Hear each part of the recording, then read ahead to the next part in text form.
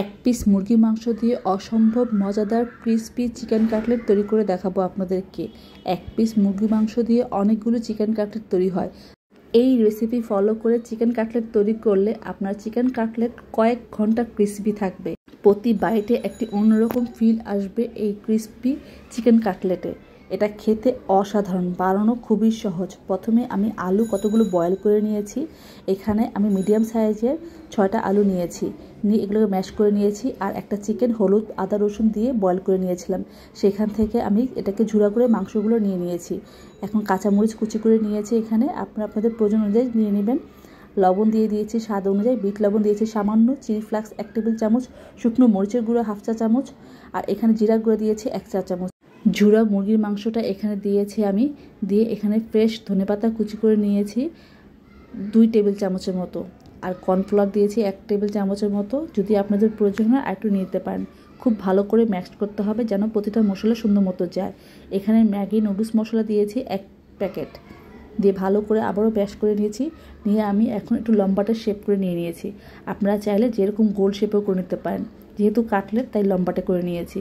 Cornflour দিয়েছি 4 table চামচ, 4 table চামচ পানি দিয়ে এটা মিক্সড করে নেব। খুব সুন্দরভাবে মিক্সড করব। আর কর্নফ্লাওয়ারটা প্রথমে একটু হার্ড থাকে। এখানে ক্রিস্পির জন্য যে মেইন উপাদান সেটা রেডি করে নিয়েছি। সেমাই নিয়েছি আমি, জর্দা সেমাই যেটাকে বলে, ওই সেমাইটা নিয়ে আমি এটাকে ভেঙে নিচ্ছি প্যাকেটে থাকা অবস্থায়। যতটা পারা যায় হাত দিয়ে একটু মিহি গুঁড়া করে নেব।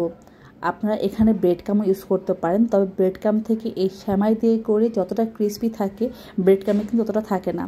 আমি এখন পর্যাপ্ত পরিমাণে সেমাই নিয়ে হাত দিয়ে আরও কিছুটা গুঁড়া করে নেব। সেমাই দিয়ে এই চিকেন কাটলেটটা একবার তৈরি করে দেখতে পারেন।